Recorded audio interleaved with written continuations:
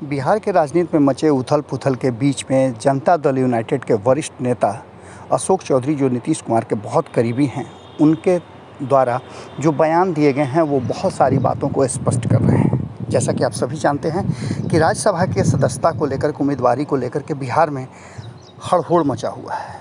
इन सारी बातों को लेकर के एक बड़ी बात सामने आई है और ये बात अशोक चौधरी ने तब कहा है जब वो पार्टी कार्यालय में मीटिंग के बाद मीडिया के साथ बातचीत कर रहे थे। मीडिया के साथ बातचीत के दौरान उपेंद्र कुशवाहा ने भी बहुत सारी बातें कही थी और उन बातों से ये स्पष्ट था कि कहीं ना कहीं आरसीपी सिंह को राज्यसभा भेजने के मुद्दे पर मामला अटक गया है। लेकिन इन सारी बातों से इतर जहां एक तरफ नीतीश कुमार को आपने देखा होगा कि राजगीर की यात्रा कर रहे हैं और इन सारी चीज़ों को लेकर के जो चीज़ सामने आ रही है, उसने स्पष्ट किया है कि आरसीपी सिंह जिस तरह से मीटिंग के बाद बाहर निकल करके आए, उसने स्पष्ट कर दिया है कि ये पूरा का पूरा माहौल आरसीपी के विरुद्ध जा रहा है।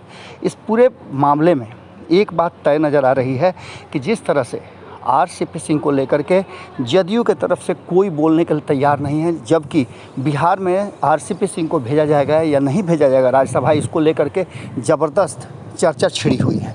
इन चर्चाओं के बीच में जहां एक तरफ सभी लोग इस बात की तरफ इशारा कर रहे हैं और चर्चाएं ज़बरदस्त है, भारत लाइव ने भी आपको बताया है कि यदि आरसीपी सिंह को राज्यसभा के लिए नीतीश कुमार नहीं भेजते हैं तो आप समझिए कि भारतीय जनता पार्टी के साथ उनके संबंधों की इतिश्री हो रही है।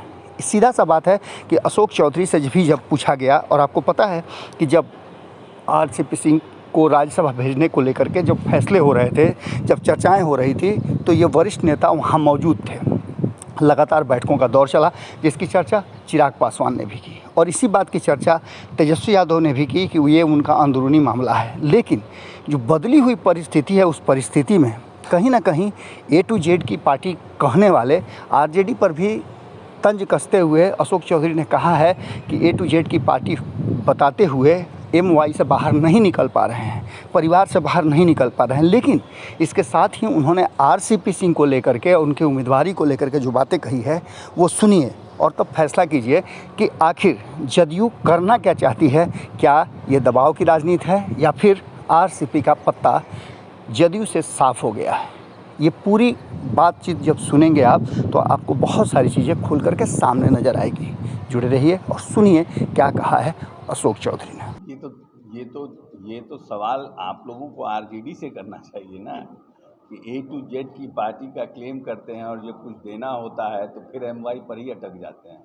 ये सवाल तो पत्रकारों को आरजेडी के नेताओं से करना चाहिए, खास करके जगता बाबू से जाके करना चाहिए क्योंकि वही ज़्यादातर बोलते हैं कि हम A to Z की पार्टी हैं। अगर ये वीडियो पसंद आई और वह बिहार के राजनीति और बिहारियत से सरोकार रखेनी तो सब्सक्राइब बटन दबा के चैनल के सब्सक्राइब कर ली। ओजे एगो घंटी बा, ओकरा बटन दबा देला से कुल सटीक और मारक खबर रुआ मुफ्त में मिल जाई। अगर रुआ पत्रकारिता के हमनी के नया प्रयोग में सहयोग कर चाहतानी तो ज्वाइन बटन दबा दी।